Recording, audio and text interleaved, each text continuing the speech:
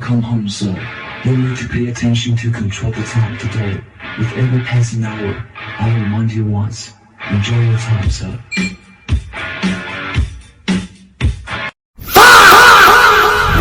Hark, the legends have returned once more. Part 3. We have reached Part 3. Honestly, I did not think we would make it this far. I assumed the compiler would have claimed my soul by now, or that I would have abandoned this project to become a goat farmer in the mountains. Yet here we are, still coding, still suffering, still alive. Barely. Welcome back, noble wanderers of the internet. Thy persistence in following this cursed journey speaks volumes about thy character. Either thou art truly passionate about operating systems, or thou simply enjoyest watching others suffer. Both are valid reasons to be here. Grab thy preferred beverage, settle into thy chair, and prepare thyself. For today, we venture even deeper into the abyss. Let us briefly revisit our journey thus far, for much has happened. In Part 1, we began this madness. We set up our environment, summoned the Rust compiler, and wrote our first bootloader. It was chaotic, it was confusing, it was beautiful in its own cursed way. In Part 2, we expanded the foundation. We built core structures, wrestled with low-level code, and had multiple existential crises. The AI helped us. The AI also betrayed us. Such is the way of artificial intelligence. And now, Part 3. The trilogy continues. Except this is not a trilogy, this is an ongoing saga with no clear end in sight. We are committed now. There is no escape. Only code. Today, we push further than ever before. The operating system is taking shape. What was once an empty void of potential is now filled with actual code that does actual things. It is still primitive, like a newborn creature learning to crawl. But it crawls. And that is more than we had before. In this episode, we continue building upon our foundation. We are adding new capabilities, new structures, new reasons to question our life choices. The usual. The AI remains my companion through this darkness. Sometimes it guides me wisely, like a sage mentor sharing ancient knowledge. Other times it leads me directly into a pit of despair, then pretends it meant to do that all along. Classic AI behavior. We are at the stage where things start to connect. Individual pieces that we built separately are now beginning to work together. It is like watching a puzzle slowly reveal its picture. Except the puzzle is on fire and some pieces do not fit properly. Let us speak of what we face in this episode. We are working on making our OS actually do things beyond simply existing. Existing is nice, but it is not exactly impressive. Look at my operating system. It exists is not a compelling demonstration. We need more. The code grows more complex with each episode. What started as simple structures now interweaves into elaborate systems. Dependencies form. Functions call other functions. The web of logic expands in all directions. This is both exciting and terrifying. Exciting because progress is visible. Terrifying because more code means more potential bugs. And bugs in operating system code are not like normal bugs. They do not politely show error messages. They cause chaos. They corrupt memory.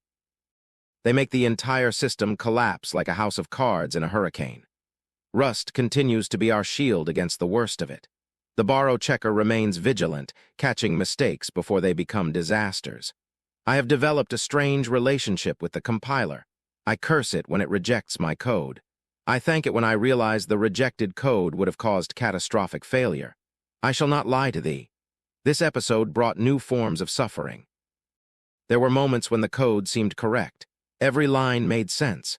Every function had clear purpose. I pressed compile with confidence, expecting success.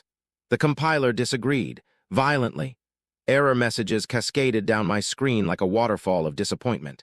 Red text everywhere. The compiler was not just rejecting my code, it was writing an essay about why my code was wrong, with citations and references. I turned to the AI for salvation. "Help me," I pleaded, like a peasant begging the king for mercy. The AI examined the errors. It thought deeply. It provided a solution. The solution created 5 new errors. This cycle repeated several times. Fix one thing, break another. It is the eternal dance of programming. 2 steps forward, 1 step back, occasionally falling into a ditch. But eventually, through persistence and an unhealthy amount of caffeine, solutions emerged. The errors faded. The code compiled. Angels sang. Or perhaps that was just the sound of my exhausted brain hallucinating. Despite the trials, victory has been achieved. The operating system has grown. New features breathe life into what was once barren code. We are no longer just surviving, we are thriving. Well, perhaps thriving is too strong. We are managing. We are coping. We are not dead yet. What we have built in this episode adds genuine capability to our creation. This is not just theoretical progress. This is real, functional, working code that does things we could not do before. I look at where we started and where we are now, and genuine pride swells within me. Yes, it has been difficult. Yes, there have been moments of despair, but we are building something. Something real. Something that works. The dream of a fully functional operating system feels slightly less impossible today than it did yesterday. And that is progress. The road ahead remains long and filled with challenges. Future episodes shall bring even greater trials. Memory management looms on the horizon like a storm cloud promising thunder. Interrupt handling waits in the shadows, ready to complicate everything. Process scheduling laughs at us from the distance, knowing its time will come, but we shall face each challenge as it arrives, one episode at a time. One feature at a time. One mental breakdown at a time. This series continues until we have a working operating system or until the compiler finally defeats me. Currently, the odds are 50-50. Now, noble viewers, I call upon thee once more. If thou hast enjoyed this journey, smash that subscribe button like it owes thee money. Hit the notification bell so thou never missest an episode of this beautiful disaster. Leave a comment below. Tell me thy thoughts. Share thy suggestions. Let me know what thou wishest to see in Part 4. Thy feedback shapes this series more than thou knowest. Share this video with fellow programmers, fellow masochists, or anyone who appreciates watching someone slowly lose their mind to a compiler. Every view, every like, every comment fuels this journey. Without thee, this quest ends. With thee, we march toward glory. And so we reach the end of Part 3. Another chapter complete. Another step forward in this grand experiment. We entered the darkness and emerged with new code and new scars. Thank thee for watching. Thank thee for supporting. Thank thee for being part of this community. May thy code compile on the first try. May thy bugs be few and obvious. May thy stack never overflow. The compiler be with thee, brave souls. See thee in Part 4. Farewell, legends.